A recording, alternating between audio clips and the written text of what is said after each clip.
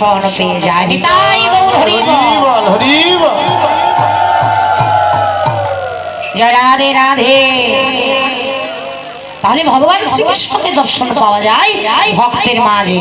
তাহলে যদি আমার ওই নারীর প্রতি লক্ষ্য থাকে, ওই সুষম নারীর কৃপা হয়, তাহলে আমরা শাড়ি পরে আছি, আমরা নারী নয়, আমরা হলো সাজা নারী। বাহিরের জগতে আমরা নারী কয় প্রকার?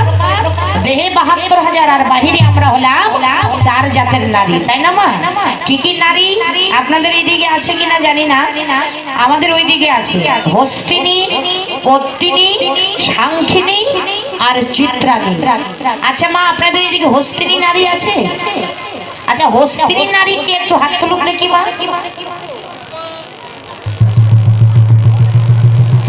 হরে কৃষ্ণ, হরি বল। তাই কি আর তোলে? মায়েরা কি হস্তিনী নারী? না, মায়েরা লক্ষ্মী নারী, ভালো নারী, সরস্বতী, একেবারে রূপে লক্ষ্মী, গুণে সরস্বতী। জয় রাধে।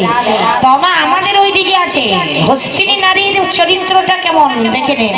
হস্তিনী নারীর ব্যাগটা গোছানোই থাকে, যেই না স্বামীর সঙ্গে একটু ঝগড়া হয়, ব্যাগটা হাতে ধরেছে, দূর তিনিকা থাকো তোমার সংসার নিয়ে, আমি আমার বাবার বাড়িতে চলি। এটা হলো হস্তিনী নারীর চরিত্র, বুঝতে পেরেছেন মা? আপনাদের এদিকে আছে? রাধে রাধে। তার পদ্মিনী নারীর চরিত্র কেমন? হস্তিনী, পদ্মিনী। পদ্মিনী নারী হচ্ছে কথায় কথায় পান খায়, আর এই বাড়ির কথাগুলি নিয়ে গিয়ে ওই বাড়িতে লাগায়। এটা হলো পদ্মিনী নারীর স্বভাব বাবা, চরিত্র। আমাদের নারীদের গুণের কথা বলছি, আপনাদের কথা বলছি না বাবা। আপনারা তো বাবারা লক্ষ্মী বাবা, একদম ভালো। জয় রাধে। বাবারা সাধু না চোর আমি তো জানি ভালো করে। কি বাবারা আপনারা সাধু না চোর? চোর। জয় রাধে, ঠিক বলেছে বাবা। তাহলে বাবারা চোর আর মায়েরা হলো সাধু। হ্যাঁ, জয় জয় সাধু বৈষ্ণব প্রেমানন্দ হরি বল।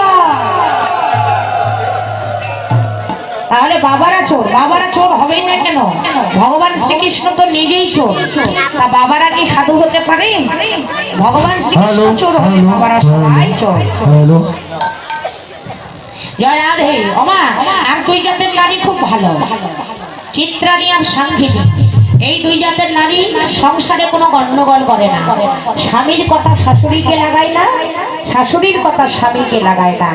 এরা খুব ভালো নারী। আর এই চিত্রাণী আর সাংখিনী নারী হতে যদি পারে, এই জগতের চিত্রাণী আর সাংখিনী নারী আছে বলে জগৎটা এখনো টিকে আছে না। তা আপনারাই হলেন চিত্রাণী আর সাংখিনী নারী, আর হস্তিনী নারী হলাম আমি। আপনারা কেউ নয় না, আমি আমি আমার কথা বলছি। জয় রাধে। রাধে রাধে। ওমা, তাই আপনাদের মতো নারীরা যদি ইচ্ছা করে আমাদের বাবাদের মারতে পারবে, আবার যদি ইচ্ছা করে বাবাদের বাঁচাতেও পারবে। মায়ের কাছে আছে অসীম ক্ষমতা। মা হলো দুর্গা, মা হলো লক্ষ্মী, মা হলো কালী, মা হলো ভূপালী। মায়ের কাছে আছে অসীম গুণ। মা হলো ভক্তির পাত্র, মা হলো শক্তির পাত্র। ওই যে দেখুন পিছনে মা কালীকে দেখতে পাচ্ছেন, মহামায়া মা কালী। মা কালীর কয়টা হাত মা বলুন তো? কয়টা হাত মায়ের? 4টা। আচ্ছা মা, এক হাতে কি আছে? খড়গ।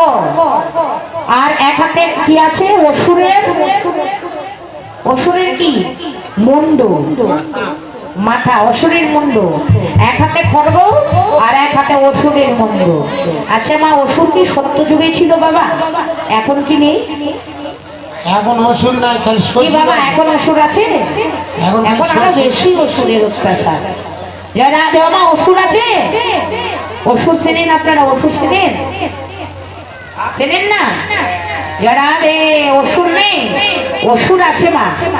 তো অসুরের কথা নামগুলি আমি বলে দিব, অসুরের আপনারা মনে রাখবেন।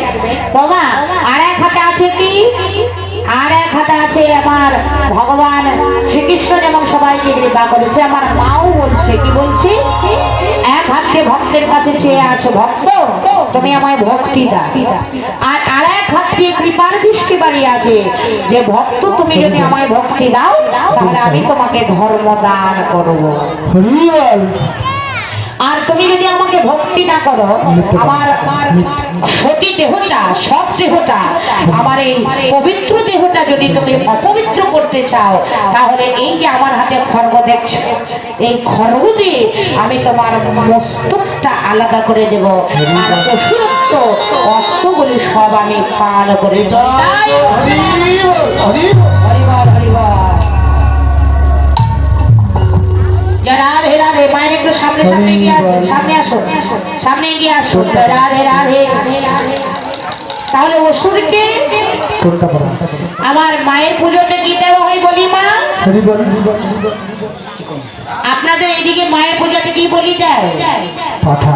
পাঠা মানে ছাগ বলি দেয়। আচ্ছা, মা কি ছাগ বলি চেয়েছে?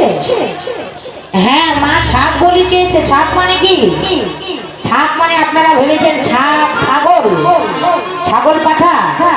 না না না, ওই পাঠা বলি দিতে বলেনি, অসুরকে বলি দিতে বলেছে। অসুরকে, আমাদের এই ঘরে অসুর আছে। কয়টা অসুর জানেন মা? কয়টা হলো? কয়টা অসুর? 6টা অসুর। তাহলে কি কি? কাম, ক্রোধ, লোভ, মদ, মোহ, মাৎসর্য। এই ষড়রিপুর অসুরকে যদি বধ করতে পারো, এই ষড়রিপুর অসুরকে যদি তুমি বলিদান দিতে পারো,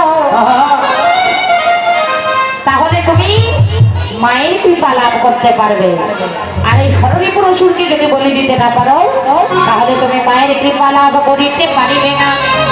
তাই বলি যদি দিতে হয়, তোমার এই ভিতরের অসুরগুলিকে তুমি মায়ের চরণে বলি দাও।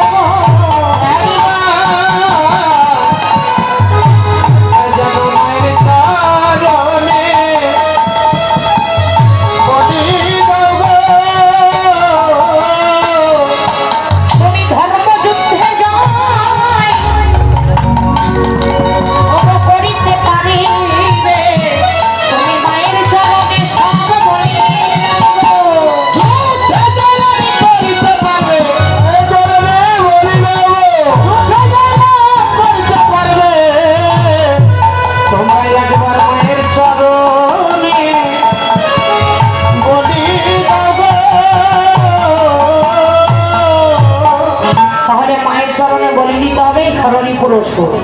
আর এই ষড়রিপুর অসুরকে